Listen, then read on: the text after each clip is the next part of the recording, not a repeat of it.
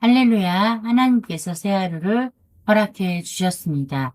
오늘 하나님께서 주시는 말씀은 히브리서 1장 1절에서 3절 말씀입니다.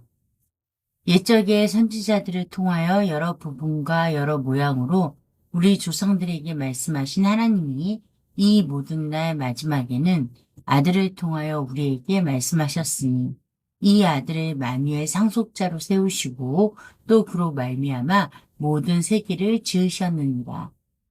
이는 하나님의 영광의 광채시요 그 본체의 형상이시라. 그의 능력이 말씀으로 만물을 붙드시며 죄를 정결하게 하는 일을 하시고 높은 곳에 계신 지극히 크신 이의 우편에 앉으셨느니라. 아멘. 우리가 저번 시간까지 레위기를 마치고 이제 히브리서에 들어가게 되었습니다.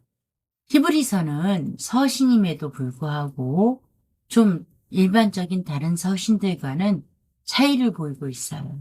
우리가 보는 것처럼 긴 서론이 달라요. 또 내용들의 안부를 묻는다거나 하는 부분들이 없죠. 그래서 서신이 굉장히 급박함을 보여주고 있어요. 편지를 쓴 수신자, 받는 수신자와 발신자가 편지를 쓴 히브리서의 발신자가 상당히 급박한 가운데 빠르게 본론부터 말을 해야 되는 상황이 어떤 것 같아요. 급박한 상황, 급한 상황. 자, 이 당시에 우리가 배경을 보자면 이 서신서의 수신자는 유대인 그리스도인이라고 우리가 추정하고 있어요. 여러 가지 내용을 근거로 해서 이 유대인 그리스도인들이 당시에는 상당히 어려운 상황에 있었어요. 먼저는 로마 당국의 핍박을 받고 있었고 또 한편으로는 같은 동족인 유대인들에게 기독교로 개종했다는 이유로 핍박을 받았어요. 그래서 동족에게도 핍박을 받고 또 로마 당국에게도 핍박을 받는 어려운 상황이 되었어요. 그래서 그곳에서 사회적으로 살아가기도 힘들었을 뿐 아니라 정말 먹고 사는 어려움까지도 있었고 또 많은 사람들과 외톨이로 살아야 하는 사회적인 외톨이가 되는 문제가 있었다고 볼 수 있어요. 생각보다 우리가 지금 생각하는 것보다 정말 많은 어려움들이 있었을 거예요. 먹고 사는 문제뿐 아니라 때로는 잡혀가기도 하고 목숨에 위협을 받기도 했을 거예요. 그런데 문제는 이런 고난이 문제가 아니에요. 고난을 받은 이들이 갈등을 하고 있었다는 게 문제예요. 무슨 말인가? 유대인 그리스도인들이 이러한 힘든 고난을 받으니 갈등을 하기 시작하는데 다시 유대교로 돌아가고자 했다라는 거예요. 다시 말하면 예수님을 믿는 것을 배교하겠다. 이거죠. 그러니 급박한 상황이 아닐 수가 없겠죠. 배교를 앞두고 있는 배교를 할까 말까 갈등하고 있는 유대인 그리스도인들에게 이 히브리서의 발신자는 아주 급하고 급박한 마음으로 아주 절실한 마음으로 편지를 쓴 거예요. 그래서 주로 히브리서의 내용의 대부분을 차지하고 있는 것이 예수 그리스도는 누구인가라는 것. 우리가 잘 알고 있는 것처럼 우리의 갈등은 어디서 와요? 예수님이 누구인지 모르는 데서 와요. 그래서 구약에 보면 선지자들이 외치잖아요. 하나님을 알라. 하나님을 모르기 때문에 너희가 죄를 짓거든. 그러니까 제발 하나님을 알아야 돼. 하나님을 알라. 라고 외쳐요. 같은 말씀이에요. 예수님을 바르게 알면 배교할 일이 없다라는 거예요. 유대교로 되돌아간다는 갈등이라는 게 있을 수 없다라는 거예요. 가장 중요한 게 뭐냐? 예수님을 모른다라는 거예요. 그래서 오늘 우리가 읽은 1절에서 3절은 예수님이 어떤 분이다 라는 대명제를 알려주고 있어요. 뭐라고 말씀하셔요? 구약에는 선지자를 통해서 여러 가지 부분과 여러 가지 모양으로 우리 조상들에게 말했어. 이 말은 하나님께서 온전하게 모든 것을 말씀하시지 않았다라는 표현이죠.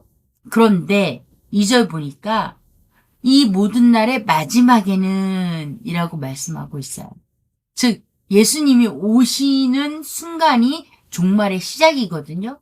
그러니까 이 마지막에는 누구를 통해서? 아들 예수 그리스도를 통해서 우리에게 말씀하셨다. 그렇기 때문에 이건 온전하다는 거예요. 여러 부분, 여러 모양이라는 말이 앞에 들어가지 않죠. 즉 하나님의 말씀이 돼서 이 땅에 오신 분이 누구예요? 예수님이에요.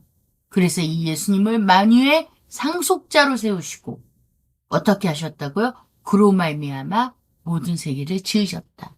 즉 예수님이 이 땅에 오셨고 하나님의 말씀이시고 실제로는 창조주시다. 하나님과 함께 세상을 창조하신 분이다. 창조주이시다. 라고 말씀하고 있는 거예요. 자, 3절은 조금 더 구체적으로 나아갑니다. 하나님의 영광의 광채시오. 즉 영광에서 광채가 나요. 영광이 없으면 광채가 없어요. 그리고 영광은 보이지 않지만 광채는 보여요. 그 광채로 보고 우리가 레위기 보면은요. 하나님의 영광이 임했다라는 거를 백성들이 어떻게 알았어요? 광채를 보고 알았어요. 즉 보이는 하나님이 누구라는 거예요. 보이는 영광이 예수님이다. 본체의 형상이시라. 본체에 하나님이 본체가 있는데 형상이 있다. 그 형상이 예수님이다. 그건 뭐예요? 보이는 하나님이 예수님이다. 그래서 예수님이 말씀하셨죠. 나를 보면 아버지를 본 것이다. 즉 하나님을 본 것이다. 본체의 형상이시기 때문이에요. 그리고 그가 무엇으로요? 능력의 말씀으로. 무슨 일을 한다고요? 만물을 붙드시며 다스리시며 또 한 가지 일은 하나님의 말씀으로, 능력의 말씀으로 죄를 정결하게 하는 일. 두 가지 일을 하시는 거예요. 만물을 다스리고 죄를 정결하게, 즉 거룩하게 하는 일을 하신다는 거예요. 그리고 그분의 자리는 어디예요? 높은 곳에 계신 지극히 크신 이의 우편, 하나님의 우편에 앉아 계시다. 이것이 그분의 자리이다. 이 말은 무슨 말이에요? 즉 예수 그리스도는 이 모든 것, 우리의 모든 삶, 만물을 다스리시는 분이다. 만물과 우리의 모든 삶을 다스리시는 분이다. 궁극적인 목적이 뭐예요? 하나님께서, 즉 예수님께서 저와 여러분을 다스리는데 어떤 목적을 갖고 다스려요? 정결하게 하는 일, 거룩하게 하는 것이 목적이시라는 거예요. 우리가 이걸 잘 알아야 돼요. 이걸 모르니까 헛갈리는 거예요.